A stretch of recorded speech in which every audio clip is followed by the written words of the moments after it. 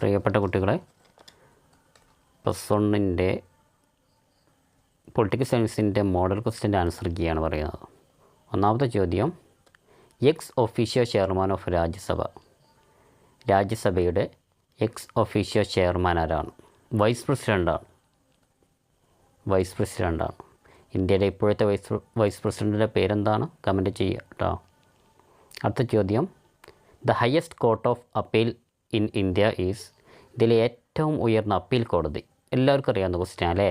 Supreme കോടതിയാണ് ഇന്ത്യയിലെ ഏറ്റവും ഉയർന്ന അപ്പീൽ കോടതി. യുദ്ധത്തെ മഹത്വവൽക്കരിച്ച ജർമ്മൻ തത്വചിന്തകൻ. യുദ്ധത്തെക്കുറിച്ച് അല്ലെങ്കിൽ യുദ്ധത്തെ മഹത്വവൽക്കരിച്ച ജർമ്മൻ ഫിലോസഫറാണ് ആര്?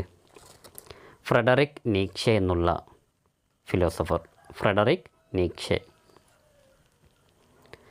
നാലാമത്തെ ചോദ്യം, ഘടനാപരമായ ഹിംസയുടെ 2 രൂപങ്ങൾ എഴുതാനാണ്.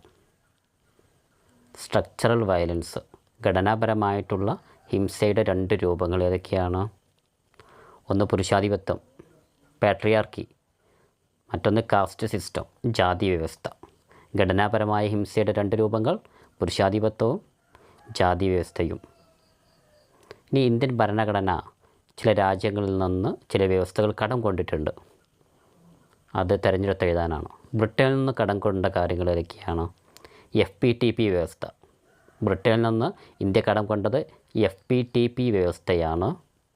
അതേപോലെ പാർലമെൻ്ററി ഫോം ഓഫ് ഗവൺമെൻറ് ആണ്, പാർലമെൻ്ററി ഭരണക്രമം.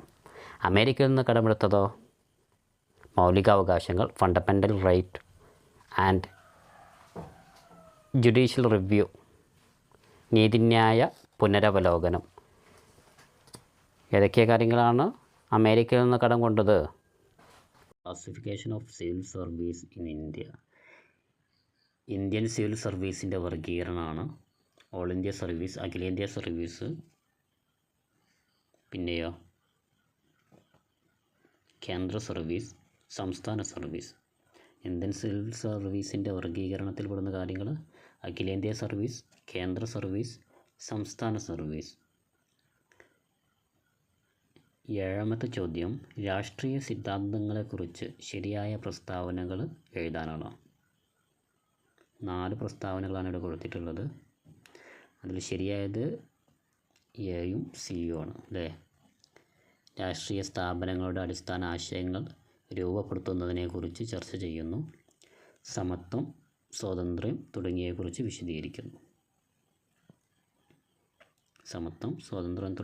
വിശദീകരിക്കുന്നു. അതേപോലെ രാഷ്ട്രീയ സ്ഥാപനങ്ങളുടെ അടിസ്ഥാന ആശയങ്ങൾ രൂപപ്പെടുത്തുന്നതിനെക്കുറിച്ച് ചർച്ച ചെയ്യുന്നു. 8ാമത്തെ ചോദ്യം, യൂണിയൻ ലിസ്റ്റിൽപ്പെട്ട കാര്യം ഏതാണ്? ഡിഫൻസ്, പ്രതിരോധമാണ്. സംസ്ഥാന ലിസ്റ്റിൽ ഉൾപ്പെട്ട കാര്യം നിഷേധ, കൃഷിയാണ്, അഗ്രികൾച്ചറാണ്. കൺകറൻറ്റ് ലിസ്റ്റിൽപ്പെട്ട വിഷയം ഏതാണ്? എഡ്യൂക്കേഷൻ, വിദ്യാഭ്യാസമാണ്. യൂണിയൻ ലിസ്റ്റിൽപ്പെട്ട കാര്യം ഡിഫൻസ്, പ്രതിരോധം. സംസ്ഥാന ലിസ്റ്റിൽപ്പെട്ടത് അഗ്രികൾച്ചർ, കൃഷി. കൺകറൻറ്റ് ലിസ്റ്റിൽപ്പെട്ടത് വിദ്യാഭ്യാസം അല്ലേ? 9ാമത്തെ ചോദ്യം, ഇന്ത്യയുടെ ഇലക്ഷൻ കമ്മീഷൻ്റെ ചുമതലകളിൽ പെടാത്തത് എഴുതുക. അപ്പോൾ നമ്മൾ ചുമതലകളിൽപ്പെട്ട കാര്യങ്ങൾ കണ്ടുപിടിക്കുക. സ്ഥാനാർത്ഥികളെ നാമനിർദ്ദേശം ചെയ്യുന്നു, സുപ്രീം കോടതിയിലെ ജഡ്ജിമാരെ നിയമിക്കുന്നു, വോട്ടർ പട്ടിക തയ്യാറാക്കുന്നു, പുതിയ രാഷ്ട്രീയ പാർട്ടി രൂപീകരിക്കുന്നു. ഇതിലേതാണ് തിരഞ്ഞെടുപ്പ് കമ്മീഷൻ്റെ ചുമതലകളിൽ പെട്ടത്? ഏതാണ്? വോട്ടർ പട്ടിക തയ്യാറാക്കുക എന്നുള്ളതാണ് അല്ലേ? വോട്ടർ പട്ടിക തയ്യാറാക്കുക എന്നുള്ളതാണ് തിരഞ്ഞെടുപ്പ് കമ്മീഷൻ്റെ ചുമതല. ആൻസർ ഏതാണ്? ചുമതലകൾ പെടാത്തതല്ല എഴുതാനുള്ളത്. സ്ഥാനാർത്ഥികളെ നാമനിർദ്ദേശം ചെയ്യുന്നു, സുപ്രീം കോടതിയിലെ ജഡ്ജിമാരെ നിയമിക്കുന്നു, പുതിയ രാഷ്ട്രീയ പാർട്ടികൾ രൂപീകരിക്കുന്നു. ഇതൊന്നും തിരഞ്ഞെടുപ്പ് കമ്മീഷൻ്റെ ചുമതലയല്ലല്ലോ. പുതിയ രാഷ്ട്രീയ പാർട്ടികൾ രൂപീകരിക്കുന്നതും സുപ്രീം കോടതിയിലെ ജഡ്ജിമാരെ നിയമിക്കുന്നതൊന്നും അല്ലേ? 10ാമത്തെ ചോദ്യം, ഇന്ത്യൻ സുപ്രീം കോടതിയുടെ അധികാരപരിധി. ഇന്ത്യയിലെ സുപ്രീം കോടതിയുടെ അധികാരപരിധി: റിട്ട് അധികാരം, ഉത്ഭവാധികാരം, ഉപദേശാധികാരം, അപ്പീലധികാരം. ഏതൊക്കെയാണ്? ഉത്ഭവാധികാരം, റിട്ട് അധികാരം, ഉപദേശാധികാരം, അപ്പീലധികാരം. ഇത്രയേ ഉള്ളൂ ഇന്നത്തെ വീഡിയോ. Thank you.